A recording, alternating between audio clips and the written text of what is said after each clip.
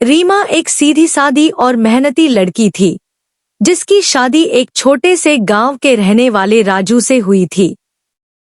राजू स्वभाव से क्रोधी और लापरवाह था।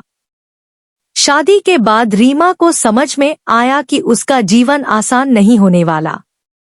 वह दिन रात खेतों में काम करती, घर संभालती और अपने 2 छोटे बच्चों आरव और पूजा की देखभाल करती थी। लेकिन राजू ना तो उसकी मदद करता और ना ही उसे प्यार और सम्मान देता था। राजू अक्सर देर रात घर आता और रीमा से बिना वजह झगड़ता। कई बार वह उसे मारता पीटता भी था। रीमा का मन टूट जाता, लेकिन वह बच्चों की खातिर सब कुछ सहती रही। बच्चे अपनी माँ की हालत देखकर अक्सर रोते थे। गांव के लोग सब जानते थे, लेकिन कोई मदद को आगे नहीं आता था। रीमा के माता पिता जब कभी मिलने आते और पूछते कि वह खुश है या नहीं, तो वह मुस्कुरा कर कहती, मैं ठीक हूँ, लेकिन उसकी आंखों की उदासी सब बयां कर देती थी। एक दिन बहुत तेज बारिश हो रही थी, फिर भी रीमा भीगते हुए खेत में काम कर रही थी।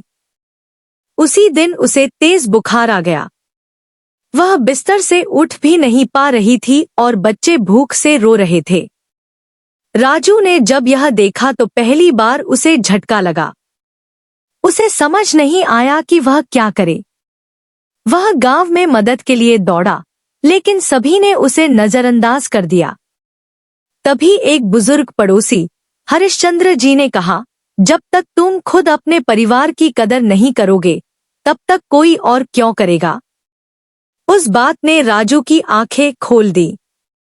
उसे अपनी सारी गलतियां याद आने लगी। उसने फैसला किया कि अब वह एक अच्छा पति और पिता बनेगा। अगले ही दिन से वह खेत में रीमा की जगह काम करने लगा, बच्चों की देखभाल करने लगा और रीमा से माफी मांगी।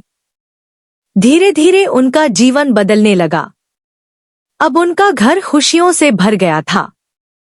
रीमा की मेहनत और धैर्य ने राजू को बदल दिया।